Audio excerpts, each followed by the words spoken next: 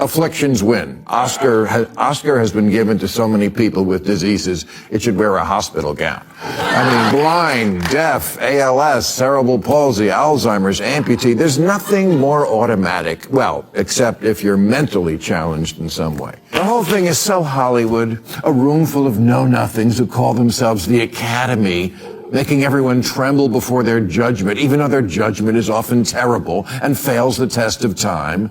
Maybe the hashtag should be Oscar So Wrong. Citizen Kane, It's a Wonderful Life, 12 Angry Men, Singing in the Rain, Dr. Strangelove, Raging Bull, Pulp Fiction, goes on and on. Not a single Best Picture among them. Brilliant, brave, groundbreaking, intellectually honest films constantly lose to much more forgettable, trifling, sentimental stuff. The Oscars are over, but the controversy? It's just getting started.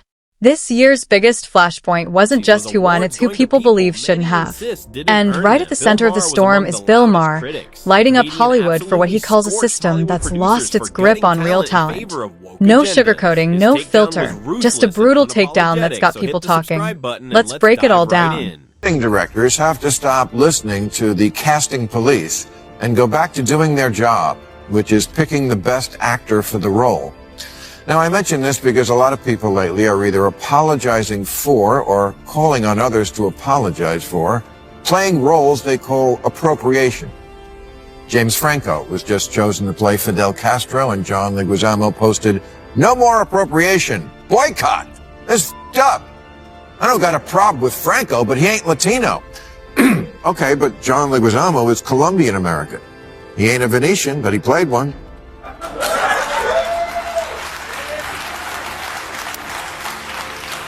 He ain't a French little person or an Italian plumber, but he played them too because he's... Let's be honest, John Leguizamo might not be the best person to lecture anyone on cultural appropriation. This is an actor who built his entire career on versatility, stepping into roles far outside his own background and getting praised for it. That's literally the job. But now suddenly, the rules seem to change depending on who's talking and who benefits. When it works in your favor, it's called range. When it doesn't, it's outrage. And audiences are starting to notice that double standard. How do you think people become actors? Because they want to spend their life not being who they are.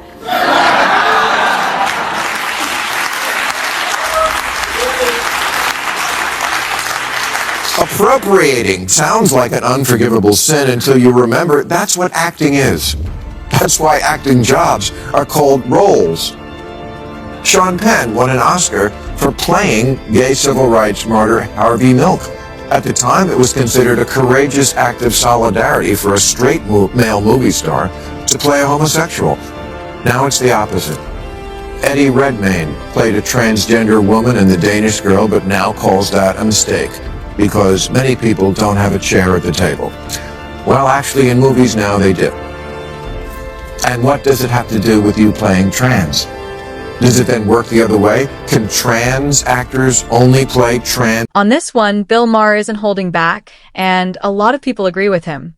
Acting, at its core, is about stepping into someone else's life and making it believable. That's the craft. But now, there's growing pressure for actors to apologize for doing exactly that. You've got Eddie Redmayne expressing regret, Scarlett Johansson walking away from roles, and Hank Azaria apologizing for past performances. This isn't random. It's part of a larger shift where performance itself is being treated like a problem instead of a skill. Isn't the best acting always about making us feel our common humanity beyond separate identities? A black George Washington in Hamilton, of course. But Ryan Gosling as Frederick Douglass? Yes, that would be problematic.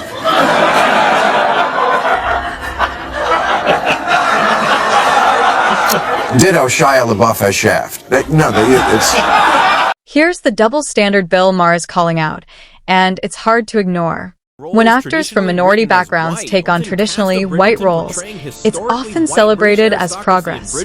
But flip it, and the reaction changes instantly. Suddenly, it's backlash, outrage, controversy. Just look at Halle Bailey, or the casting choices in Bridgerton. The question is simple. If identity has to match the role, shouldn't that rule apply to everyone? Or does it only matter when it's convenient? Is so Hollywood, a room full of know-nothings who call themselves the Academy, making everyone tremble before their judgment, even though their judgment is often terrible and fails the test of time. Maybe the hashtag should be Oscar So Wrong.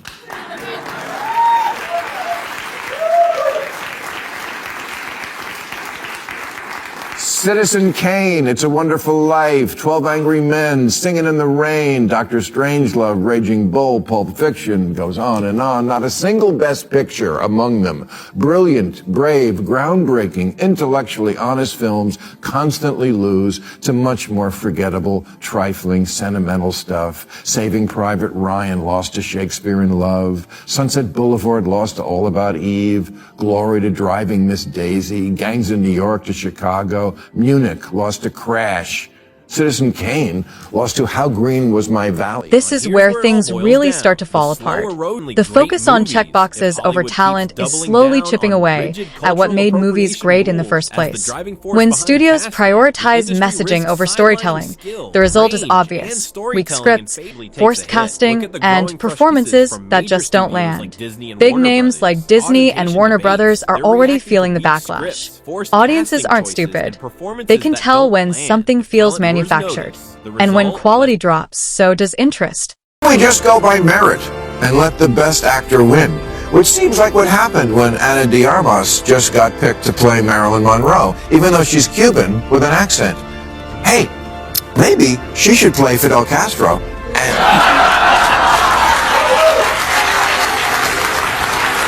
And James Franco can play Marilyn Monroe, and then we can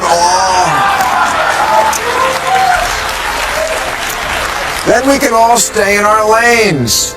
Is that what diversity and inclusion look like now? Everybody's staying in their lane?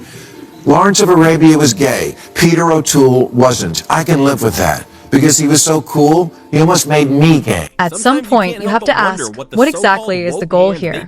On one side, there's a push for diversity and inclusion. On the other, strict lines about who can tell which stories. And those two ideas don't always line up. Take projects like Bridgerton versus the backlash against Scarlett Johansson in Ghost in the Shell. The reaction changes depending on direction, not principle. And that's where the confusion and frustration starts to build. Stone caught hell for playing a Hawaiian, Jake Gyllenhaal for playing a Persian, Gal Gadot for wanting to play Cleopatra, Johnny Depp for playing an Indian, even though he's not an actual Comanche, and spoiler alert, he also doesn't really have scissor hands.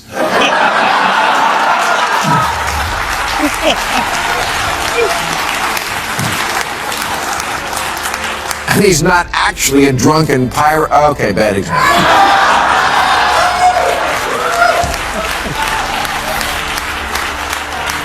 Tom Hanks now says that if Philadelphia were made today, he wouldn't do it because the character was gay and he's not.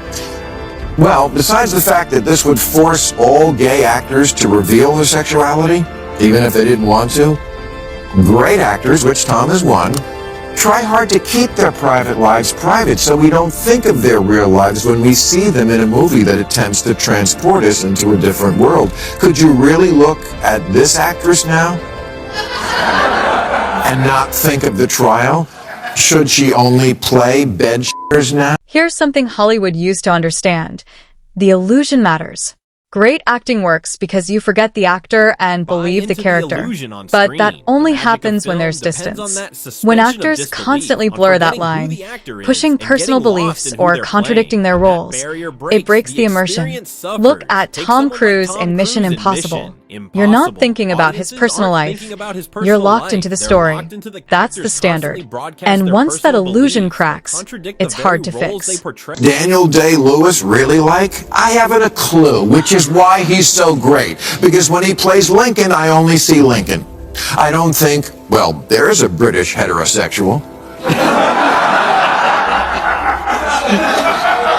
But Hanks says, I don't think people would accept the inauthenticity of a straight guy playing a gay guy because, quote, we're beyond that now.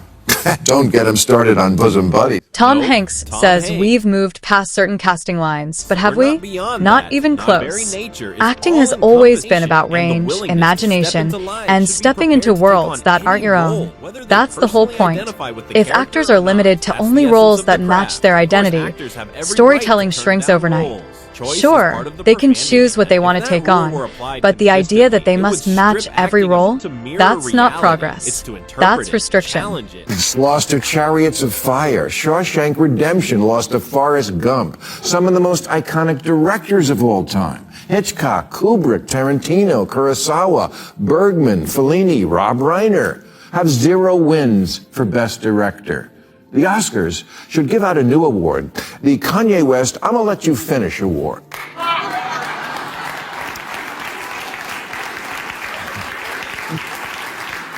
Yeah, just put Kanye in the audience every year to jump up and say, I'm gonna let you finish, but Shawshank is one of the greatest movies of all time. More Hollywood's and more ongoing critics are pander starting to to the say the fringe same left thing. has, in the Hollywood's eye on the movie priorities are industry. shifting, Instead of and not in a prioritizing good way. storytelling, Instead of originality, rewarding and great standout storytelling performances, and there's a standout growing sense that performances, studios there's a rightly growing praise sense that films narratives lose out at and the Academy messaging Award are taking the impact. lead. That disconnect And when fuels films that frustration. audiences Viewers love want lose out to compelling ones that stories, don't not resonate, decisions that people feel notice. politically calculated. That gap When between awards Hollywood appear and the out of sync with audience, popular it's sentiment, getting illusions wider, that once and defined trust is start starting to shaping break outcomes down. more than Acting awards? No better. They're constantly giving out the make up for a snub Oscar when an actor gets one because the Academy stepped on its the first 10 times the guy should have won. Al Pacino in The Godfather, Godfather 2, Serpico, Scarface, Dog Day Afternoon, I could go on. Crickets. Then he plays a blind guy who screams hoo-ha and welcome to the winner's circle.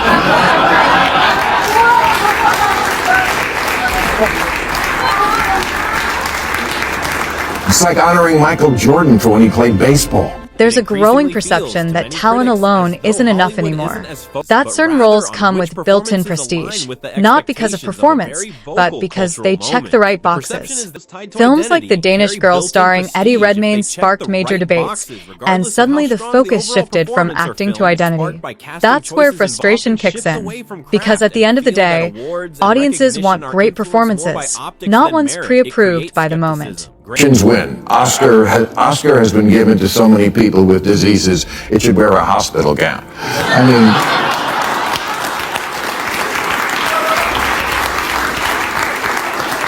blind, deaf, ALS, cerebral palsy, Alzheimer's, amputee, there's nothing more automatic. Well, except if you're mentally challenged in some way.